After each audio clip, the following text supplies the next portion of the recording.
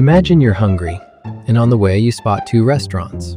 Naturally, you want to step into one of them and eat. You don't know the area. You've never tried the food at either place. You don't know the chefs. You haven't even opened the menu. Which one would you choose? The quieter one, right? Obviously not. Not when you see a crowd of people heading into the busy one. But something strange just happened inside your brain a few seconds ago. Before you looked at the menu, before you even took a single bite, your brain had already decided. You probably think that choice was yours. But what if it wasn't? What if your brain never actually asked, which restaurant has better food? What if the real question it asked was, which restaurant did everyone else choose? And now, a scarier question. If that same brain is going to make decisions about your money one day, can you really trust its choice? Hold on to that question. We've all been there. You open YouTube to look something up. You search for a topic and see several videos. Some have just a few hundred views, but then you notice one with millions. Which one do you click on? Probably the one that millions of people have already watched before you. Here's the interesting part. You still haven't watched a single second of it. You have no idea if it's actually good or not. But your brain jumps to a conclusion fast. Millions of people watched it. It must be good. And following the same old pattern, you make your decision based on what others did. But here's the catch. You haven't tasted the food. You haven't watched the video. You've only been watching what other people did. The truth is, that choice wasn't really yours. Your brain was just following an ancient shortcut. If a lot of people are doing something, it's probably the right choice.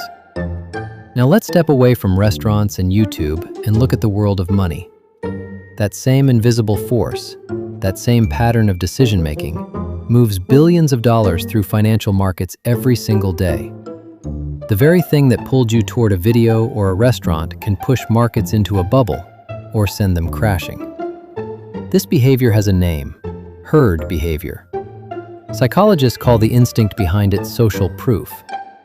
Your brain sees lots of people doing something and assumes they must know something you don't. But economists are interested in something else. They study what happens when that instinct spreads from one person to thousands, or even millions. Imagine you're walking down the street. Suddenly, one person starts running, then 3 more, then 10. You haven't seen any danger, you haven't heard a sound, but your legs start moving on their own. Why? Because you think to yourself, they must know something I don't. Now imagine 100 people running. At that point, almost nobody is reacting to the original reason anymore. Everyone is just reacting to each other. The original information is gone. Only the crowd remains. When you're uncertain, you look at the decisions of those who decided before you. If enough people have chosen something, you doubt your own judgment and follow. With every new person, the cascade grows stronger. Not because the evidence got better, but simply because the number of people increased.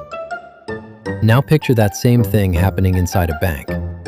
There's no real problem. Business is running as usual. But suddenly, a rumor spreads. Maybe the bank is on the verge of collapse. At first, just a few people withdraw their money. Then a few more. People walking past the bank see the line and think, those people must know something I don't. So they join the line too. Soon, nobody is asking where the rumors started. Everyone is just looking at the line. And that line turns the rumor into reality. A bank that may have had no serious problem at all is suddenly facing a flood of people trying to pull their money out at the same time. Sometimes, what starts a financial crisis isn't the crisis itself, it's the shared fear that it might happen. But this doesn't only happen to banks. You can see the exact same pattern in the stock market, the housing market, cryptocurrencies, even gold. The price of an asset starts rising. A few people make massive profits. Word gets out. More people pile in, not because they've checked the real value of that asset, but because they see others buying. Every new buyer becomes a signal for the next person. The price climbs higher. Even more people get pulled in, and the cycle repeats over and over, until the price no longer reflects reality, it reflects the behavior of the crowd. That's exactly how financial bubbles form. And just as the crowd can drive prices up, the same crowd can bring them crashing down at the same speed. This isn't just a theory. History has proven it time and again. One of the most famous financial bubbles in history happened in the Netherlands in the 1600s, an event known today as Tulip Mania. Back then, the price of some tulip bulbs skyrocketed to the point of being worth as much as a grand house. People weren't buying tulips because they needed them. They were buying because they saw everyone else buying. Some even sold their homes and land just to avoid being left behind. But when the buying frenzy stopped, prices collapsed in a very short time, and many people lost a huge part of their wealth. If you think that kind of thing only happened centuries ago, think again. In 2021, shares of a company called GameStop experienced an explosive surge in a very short period. Millions of people jumped in after seeing the buying frenzy and the hype on social media. The stock price shot up unbelievably, but shortly after, it crashed, and many of those who got in late lost a big part of their money. The technology has changed. The human brain hasn't. You might think this only happens to beginner investors, but research shows that even professional investors, fund managers, and financial analysts, during times of crisis or extreme market excitement, are far more influenced by crowd behavior than we'd expect.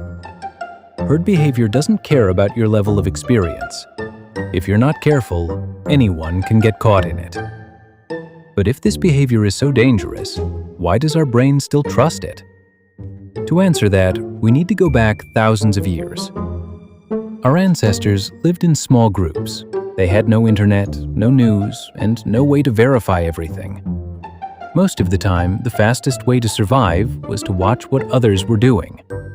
If everyone in the tribe used a certain path, that path was probably safer. If everyone avoided a specific plant, there was likely a good reason for it. In that world, imitation wasn't a sign of weakness. It was a survival strategy. That's why the human brain built a shortcut. If a lot of people are doing something, there's probably a good reason for it. That shortcut helped our ancestors survive for hundreds of thousands of years. But today, that same shortcut might push you to buy a stock or a cryptocurrency just because everyone else is. Now you don't even need to see 100 people on the street. Your phone does that for you. Every day you see, this video has 20 million views. This stock jumped 30% today. Everyone is talking about this crypto. This product is sold out again. Your brain doesn't process those numbers as just information. It interprets them as a message. That many people can't be wrong. Social media amplifies that exact cycle. The more popular something gets, the more visible it becomes. And the more visible it becomes, the more people head toward it. Popularity becomes the reason it gets even more popular. That's why sometimes a rumor, a trend, or even a terrible decision can sweep millions along within hours. At this point, you might be thinking, so from now on, whenever everyone does something, I should do the opposite? But that's another mistake. The truth is, the crowd isn't always wrong. If thousands of people are crossing a bridge, the bridge is probably safe. If millions use a technology, it probably has real value. The problem begins when the number of people replaces the evidence. When you buy just because others are buying, when you sell just because others are selling, your decision is no longer based on information, it's based on imitation. The right question isn't, what is everyone else doing? The right question is, what do they know that I can check for myself? That's the difference between following evidence and following the crowd. Thankfully, this isn't where the story ends. The more you understand these mental biases and your brain's decision-making mechanisms, the less power they have over you. Financial literacy isn't just learning how to invest. It's learning to recognize when your brain is imitating the crowd instead of thinking. Remember the question from the beginning? If one day your brain has to make a decision about your money, can you really trust its choice? Now we know the answer. The problem isn't our brain. It's the world it evolved for. A brain evolved to survive in a small tribe now has to make decisions in a world where millions influence each other every single day. Herd behavior isn't always bad, but if your only reason for deciding is everyone else is doing it, then chances are the decision isn't really yours anymore. Because sometimes, the most dangerous thing you can chase in the market is the crowd itself. Maybe the most important question before any financial decision isn't, what is everyone else doing? But rather, if nobody else were doing this, would I still make the same choice? See the crowd, but think for yourself.